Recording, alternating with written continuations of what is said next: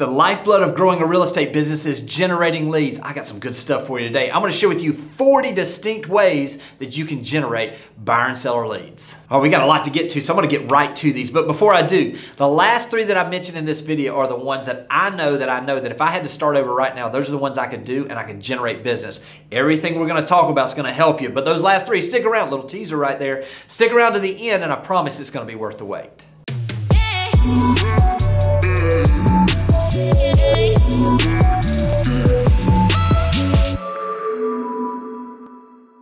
All right, I got a lot to get to, so I'm going to get right to this. I'm actually going to go through some that are generating buyer leads, some that are generating seller leads, some that cost money, and some that are free ways to generate leads. I'm going to start with this. Number one is this. People that rented properties 8 to 9 months ago. Listen, the typical time frame for a lease is 1 year. Those folks that have been in a rental for 8 to 9 months, those folks are trying to decide, are they going to stay there or are they going to buy? What's going to happen with that? So the first place to start, if you're looking for buyers, is potentially those people that have been renting moving up to buyers. Number two is property owners that leased property 8 to 9 months ago. Listen, not only are the renters thinking about what they're going to do, but the owners of the property are doing the same thing as well. Prices have moved up. Great time to check in with these folks to see if they plan to possibly either re-rent this place, which means that they're probably looking to buy another rental property, or they're considering selling this one and repositioning. Number three is reaching out to your past buyers to give them an idea of where the market is right now. Listen, having conversations with people that already know, like, and trust you can not only generate business with them, but all of a sudden now you're top of mind and it can generate referrals. Number four is community YouTube videos. This is where you're going to just take a quick 1 to 2 minute video. You can do this with your iPhone and patch it together, or you can hire someone to do this. The critical part of this is giving details about the neighborhood in a way that's going to generate organic traffic to those videos. Have it where it's driving someone to something where you can capture their information or provide additional information. And I promise, if you'll become the neighborhood expert by putting those things out there on YouTube, you're going to generate some leads. Number five is join a referral group. This could be something that's done through the Chamber of Commerce. This is basically a leads group. People that are looking to build their business, you come and basically the price of admission is you bring a referral for someone else and they have to bring a referral for you. This is a great way to find other people that are looking to grow their business so that you can share with them in a way that helps you generate leads and grow your business as well.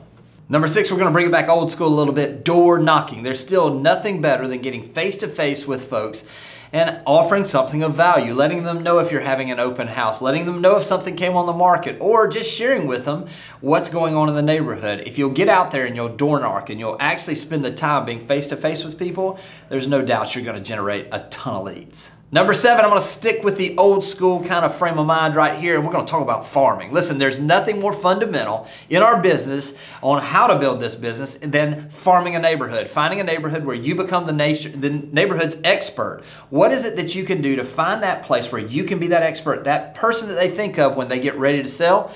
That's what farming does for you, and it's the best way I know to generate leads in this business. Number eight is share a property in a Facebook buy, sell, and trade group. Listen, everywhere in America has these on Facebook where they have a localized buy, sell, and trade, basically Facebook group that just gives you the opportunity to share things that you're trying to sell, looking to buy, or that you'd like to trade. One of the best things about this is it gives you the opportunity to share a listing. If you don't have one, ask one of the people that you work with if you can share on social media some information about one of their listings. Most people will let you. Post it up on that Facebook group. Notice the people that comment. A lot of times they'll share a friend's name. Private message those folks. Make sure you have it where it's driving them to a page, preferably where you could gather their information. We use Boomtown. They see 4 pictures, it grabs their information if they want to see additional details. But whatever it is, post those things in those Facebook groups and I promise you're going to generate some buyer leads. Number nine is host a first-time homebuyer seminar. Listen, if you've never done this before, you can get a partners that will help you with this, a credit repair person. You can get a lender that can help you with this. They'll help offset the cost. Basically, then you go after people that are renting in apartments, giving them a free opportunity to come and learn how they can own a house for less than they're paying in rent.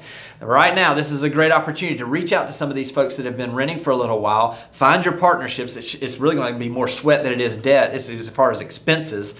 Make sure you got those partnerships in place and those buyer leads for first-time home buyers will start coming your way. Number 10, the old standby, open houses. No better way again than to make those contacts you want to make than being face-to-face with people. Open houses right now, it is tremendous the results we're seeing with open houses right now. People want to get out. They want to see inside these houses. This is a great way to not only find buyers, but potentially some of the people that are the nosy neighbors that are curious about what their house might bring. Hold open houses. It's the best thing I know to do right now. Number 11 is reaching out to newly engaged couples. This is a great way. There's a life change happening. A lot of cases, they've got 2 places currently. Maybe they have 2 homes they own. Maybe they have 1 apartment and they're thinking they need to buy a house. Maybe they're thinking they need to really get a bigger place. Whatever it is, there's something going on where they're changing their life situation, and typically that leads to changing their housing situation. Number 12 is reaching out to people that make a birth announcement. They have a child on the way. Listen, I don't know if you've ever been there. We lived in a house and all of a sudden when we had our second child coming, it got a little tight in that house. We needed to make a change. Most people that have a life change, like we were talking about when they get engaged, when they start to have children, they start thinking about how that affects their housing. Reaching out to them, offering value, congratulating them and saying, hey, I'm here if you're as a resource. If something changes and you're thinking about making change in your housing, just let me know if I can help in any way. When you reach out to these folks that are having life changes, you're going to be top of mind when they get ready to make that house change. Number 13 is reach out to new empty nesters. Listen, again, another life change. I know that what happened when my daughters went off to college is all of a sudden our housing needs were a little bit different, and we began to think about, now what does this look like? We could possibly downsize, or did we need to make sure that we had a house that had plenty of room for them and their friends to come home from college? Every single time that there is a change in someone's life, there's a lot of times it then leads to someone changing their housing needs. Empty nesters are no different. Reach out to these folks. I promise there's a gold mine of opportunity when you reach out to these empty nesters. Number 14 is build or add to your Google My Business page. All of the search in the country comes through Google for the most part now. If you don't have your Google My Business page set up yet, this is the place that gives you the ability to frame what it is that people look for when they look at your profile. It also gives you the ability for people to find you organically. One of the things that's great about Google My Business is that it's free. Make sure you're claiming that digital landscape for yourself and that you're taking full advantage of it, because as we go forward, this is going to become more and more important. If you've already got it there, start adding more pictures, start adding more depth, begin to just add things in a way that add value to people, and the leads will start coming in.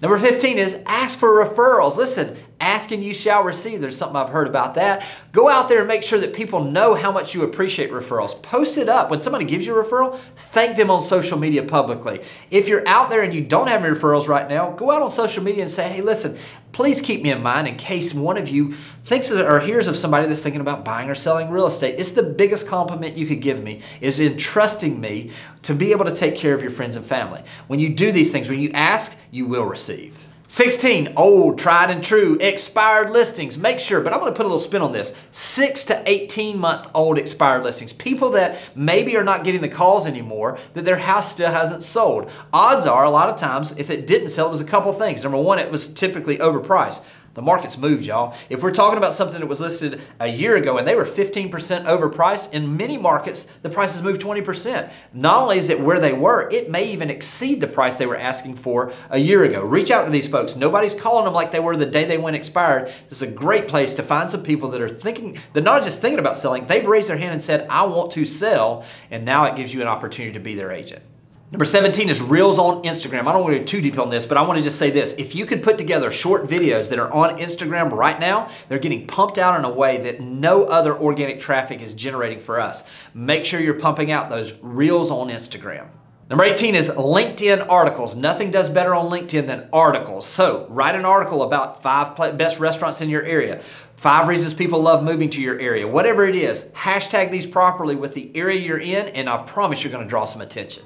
Number 19, simple reminder, for sale by owners. They want to sell, they just haven't found the right agent yet. Make sure you're reaching out to them, offering value, and you'll start getting listings. Number 20 is your sphere of influence. They already know you. They already want to see you succeed. Reach out to them. Talk to them about what's going on in the market. Just check in on them.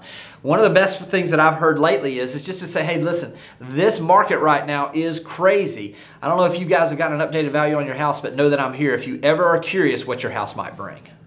Number 20 is buying Google AdWords. Listen, you can either hire someone to do this or you can get on YouTube and learn how to do it yourself. This is a great way to generate leads online. Google AdWords is critically important if you're wanting to build your business with internet leads. Number 22 is running Facebook ads. Listen, if you're wanting to generate some leads on Facebook, it's very easy to do so. You can either, again, hire someone to do this, or go out there, find a course to teach you how to do it, or just get on YouTube and Google how to run Facebook ads for realtors. I promise you're gonna get all you need to generate plenty of leads. Number 23 is work pre-foreclosure homes. These are homes where a lis pendens has been filed with the county in your county clerk's office, basically stating that the property is pre-foreclosure. Reaching out to these folks. You don't have to tell them that you know it's going into foreclosure, but just reaching out and just saying, hey, this is Jimmy Burgess with Berkshire Hathaway Home Services. Just wanted to check in and see, prices have moved up, see if you might consider selling. If you'll do that, these are folks that are thinking about selling or what their options are. Great way to help a big group of people that could also help your business. Number 24 is throw a housewarming party for your clients. Basically, cover the cost, cover the invitations. Let them invite their friends into their new home. You provide some food or some drinks or whatever it is where you kind of throw the party. Then you're there as the host of the party with the people that are inviting all their friends. Great way to get a ton of referrals. Number 25 is throw a going away party for your sellers, right along with what we just talked about. This is a great way for you to throw the party, so to speak, so that they can invite their friends in. They then introduce you to their friends as the agent that helped them sell their house. Great way to get some great referrals and to show a little extra value where people see you a little bit different, more as a friend than just a realtor. Number 26 is buy Zillow leads. Listen, a lot of people are down on Zillow, but I'll tell you what, if you want to generate some fast leads, go out and buy Zillow leads. It's going to give you the opportunity to have people that are highly motivated and they're going to generate some sales as well. Number 27 is buyrealtor.com leads. These are, again, folks that are pretty well into the buying process. They're calling specifically about seeing a specific property. It's a great way if you're looking to generate some sales pretty quickly. Go out there, spend a little bit of money up front. You're going to get a ton of leads and you're going to get some closings as well.